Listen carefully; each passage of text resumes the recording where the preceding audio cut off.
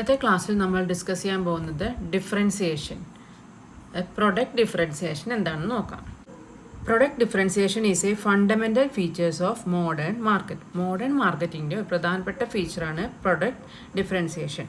The concept of product differentiation was introduced by Edward Chambers in his book The Theory of Monopolistic Competition. അത് publish ചെയ്തിരിക്കുന്നത് 1933. ഇതിലാണ് ആദ്യമായിട്ട് ഈ product ഡിഫറൻസിയേഷൻ്റെ concept വന്നത്. Meaning of product differentiation. In simple word, product differentiation is the process of distinguishing a product or services from the other product or services available in the market. അത് മാർക്കറ്റിൽ available ആയിട്ടുള്ള മറ്റ് പ്രൊഡക്ട്സിൽ നിന്നും വ്യത്യാസമായിട്ടുള്ള ഒരു product. ഇപ്പോൾ നമുക്ക് same ഉപയോഗത്തിന് വേണ്ടിയിട്ട് ധാരാളം പ്രൊഡക്ട്സ് ഉണ്ടാവും, സോപ്പുകൾ ധാരാളം ഉണ്ടാവും. അതിൽ നിന്നും ഒരു വ്യത്യാസമായിട്ടുള്ള പ്രൊഡക്റ്റ് ആണെങ്കിൽ അതിന് കൂടുതൽ ക്വാളിറ്റി, കൂടുതൽ ക്വാണ്ടിറ്റി അങ്ങനെയൊക്കെ ഉണ്ടെങ്കിൽ അതിന് ഒരു ഡിഫറെൻ്റ് ആയിട്ട് നിൽക്കും. It is the process of differentiating the product or services from the other product or service in the market to make it more attractive to the target market. കൂടുതൽ ആളുകളിലേക്ക് attract ചെയ്യാനും വിറ്റഴിക്കാനും സാധിക്കുന്നു.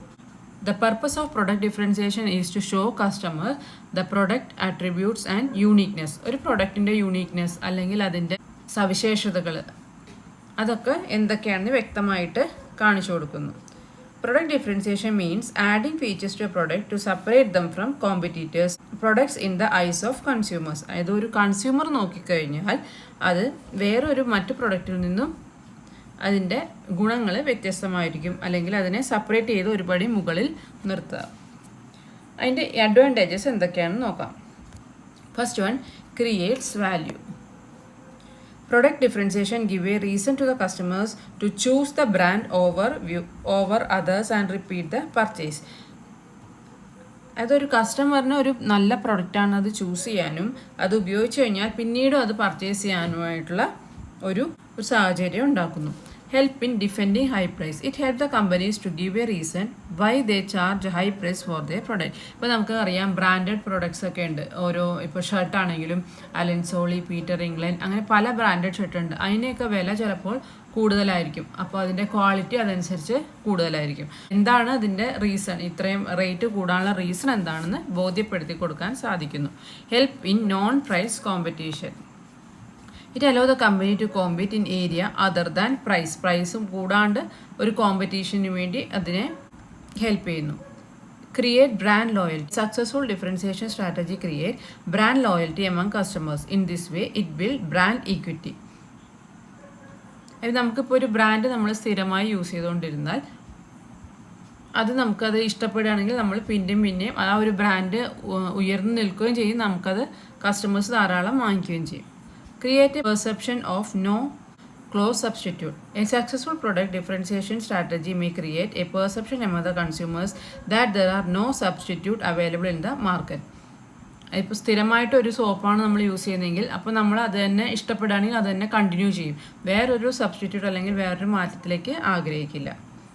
Competitive advantage. Product differentiation help to build competitive advantages over other brands. അപ്പോൾ നമ്മുടെ പോലെ തന്നെ, അതായത് ഒരു പ്രൊഡക്റ്റ് പോലെ തന്നെ, ഒരു കമ്പനിയെ പോലെ തന്നെ ധാരാളം കമ്പനികളുണ്ടാവും അവർ കോമ്പറ്റീഷനുള്ളത്. Competitive advantages means having an edge over rivals in the provision of a certain product or services. This is because customers view the product or service as a superior. അതായത് മറ്റ് കോമ്പറ്റീറ്റേഴ്സിൻ്റെയും മുന്നിൽ നിൽക്കുന്ന രീതിയിലായിരിക്കണം നമ്മുടെ പ്രൊഡക്റ്റും സർവീസും ഉണ്ടാവുക എന്നാണ് ഇതിൽ പറയുന്നത്.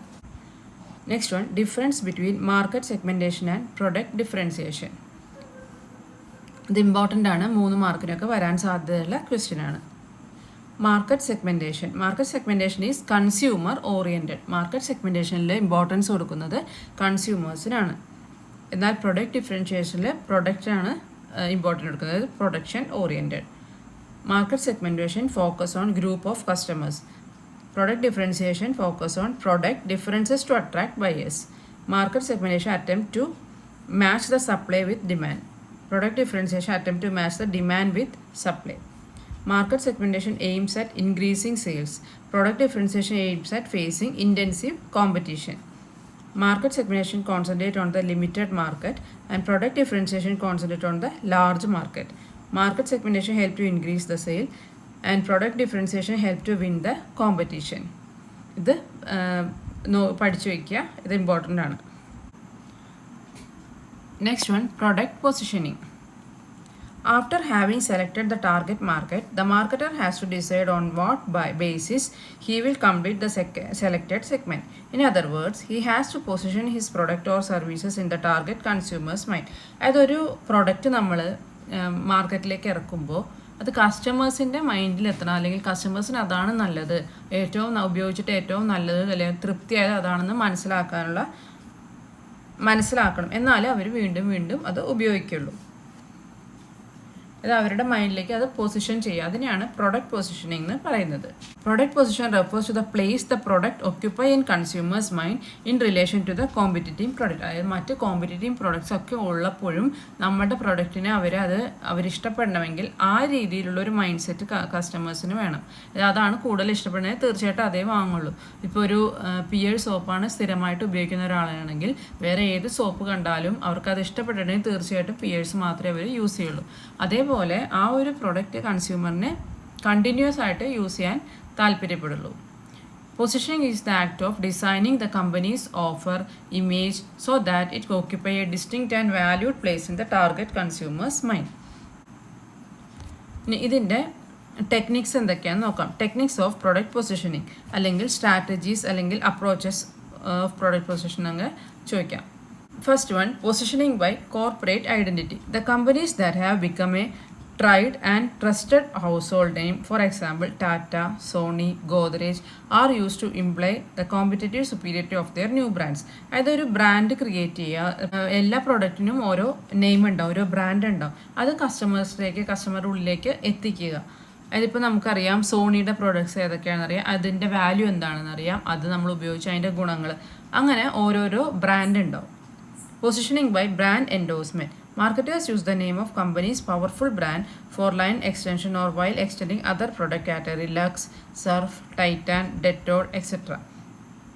These names have been successfully used to introduce new products. അപ്പോൾ ഒരു ബ്രാൻഡ് വൺസ് അവർ ക്രിയേറ്റ് ചെയ്തു, എല്ലാവർക്കും അത് ഇഷ്ടപ്പെട്ടു, ധാരാളം കസ്റ്റമേഴ്സ് വാങ്ങിക്കുന്നുണ്ടെങ്കിൽ തീർച്ചയായിട്ടും അവരൊരു പുതിയ പ്രോഡക്റ്റ് ഇറക്കിയാലും സെയിം ബ്രാൻഡിൻ്റെ ആണെങ്കിൽ ആളുകൾ അത് വാങ്ങും.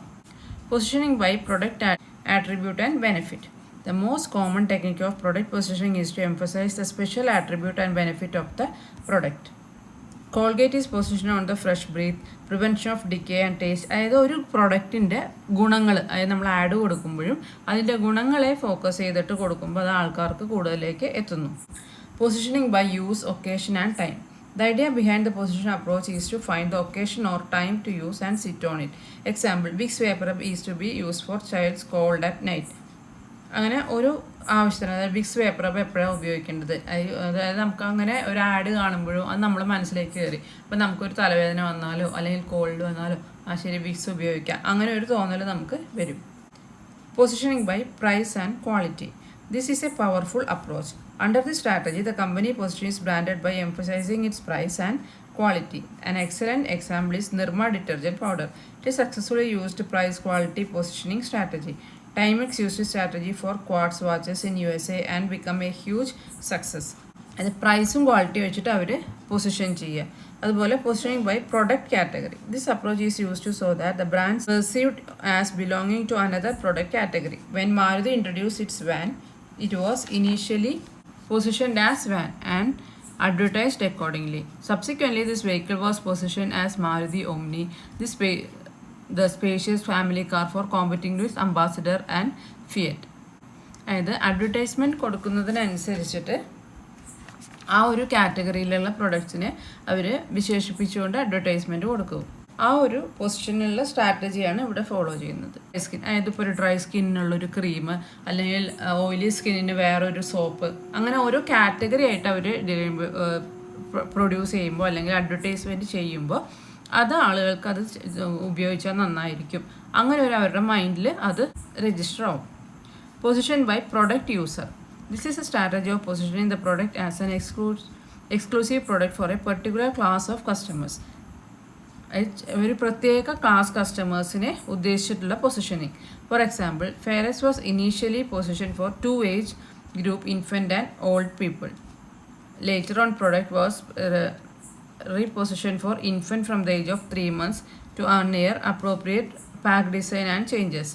അതിപ്പോൾ കുട്ടികൾക്ക് കൊടുക്കുന്ന പ്രൊഡക്റ്റ്, അല്ലെങ്കിൽ ഹോർലിക്സ് തന്നെ ജൂനിയർ ഹോർലിക്സ് ഉണ്ട്, വുമൺ ഹോർലിക്സ് ഉണ്ട്, അല്ലെങ്കിൽ ടീനേജേഴ്സിനുള്ളതുണ്ട്. അങ്ങനെ പല കാറ്റഗറിയിലായിട്ടുള്ള ആളുകൾക്ക് വേണ്ടിയിട്ടുള്ള പ്രൊഡക്റ്റ്, സെയിം ബ്രാൻഡ് തന്നെ പല പല ടൈപ്പ് അവർ പ്രൊഡ്യൂസ് ചെയ്യുന്നു.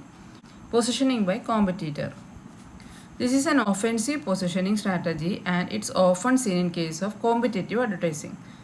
The best and most widely quoted example for this type of positioning by Avis, the car rental company in USA. Avis gave a powerful reason in the potential customers.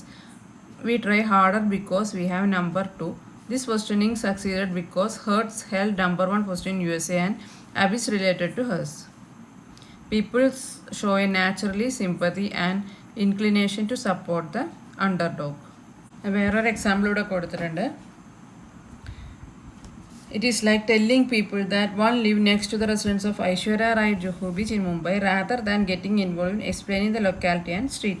അതായത് ഇപ്പോൾ for example പറയുകയാണെങ്കിൽ ഇപ്പോൾ ഐശ്വര്യ റായുടെ വീടിൻ്റെ തൊട്ടടുത്ത വീട്, അപ്പോൾ ആ ലൊക്കാലിറ്റിയും സ്ട്രീറ്റും explain ചെയ്യാനായിട്ട് ആ ഒരു റെഫറൻസ് കൊടുക്കുന്നത് പോലെ കോമ്പറ്റീറ്റേഴ്സ് ആണെങ്കിൽ ഇപ്പോൾ സെക്കൻഡ് പൊസിഷനാണ്, അപ്പോൾ ഫസ്റ്റിലേക്ക് എത്താനായിട്ടുള്ള അങ്ങനത്തെ ഒരു ടൈപ്പ് പൊസിഷനിങ് ആണ് ഇവിടെ വരുന്നത്. Positioning by symbols. Some companies use some symbols for positioning their product. For example, Esso Petrol has used the symbols of tiger to position itself in the market. Symbols അല്ലെങ്കിൽ ഒരു logo അവർ പൊസിഷനിങ്ങിന് use ചെയ്യുന്നു. Distinction between product positioning and market segmentation. ഇനി product പൊസിഷനിങ്ങും market segmentation തമ്മിലുള്ള difference എന്തൊക്കെയാണെന്ന് നോക്കാം. The product positioning is an art of designing the company's product and marketing means to fix a given place in the consumer's mind. Market segmentation is the other hand of grouping customers according to income, age, degree, race, geographic location. അതായത് product position ആണെങ്കിൽ അവരുടെ product മാർക്കറ്റിൽ അവർ maximum നന്നാക്കിയിട്ട് അത് കൺസ്യൂമേഴ്സിൻ്റെ മൈൻഡിലേക്ക് എത്തിക്കുക എന്നുള്ളത് നോക്കുന്നത്. Market segmentation ആണെങ്കിൽ ഓരോ സെഗ്മെൻറ്റ് അല്ലെങ്കിൽ ഓരോ ഗ്രൂപ്പ് അനുസരിച്ചിട്ട് കൺസ്യൂമേഴ്സിനെ അവരുടെ age, race, geography condition, education എന്നിവ വെച്ച് തരംതിരിച്ചിട്ടാണ് ചെയ്യുന്നത്. For product positioning, the product differentiation is important and necessary. Product differentiation means differentiating product in regard to physical characteristics, quality, design, color, durability, packaging. Product differentiation has no relation to market segmentation, but it assists product positioning. Unless the task of product positioning is done well, the purpose of market segmentation will be defeated because the needs and wants of customer will not be fulfilled. പൊസിഷനിങ്ങിൻ്റെ task നന്നായി നടന്നാൽ മാത്രമേ market സെഗ്മെൻറ്റേഷനും വിജയിക്കുകയുള്ളൂ. The product positioning must be based on product features, benefit or need, specific usage or occasion, competitors, product, etc. The other hand, market segmentation must take into consideration the factors like cost of product, administrative cost, promotion cost, etc.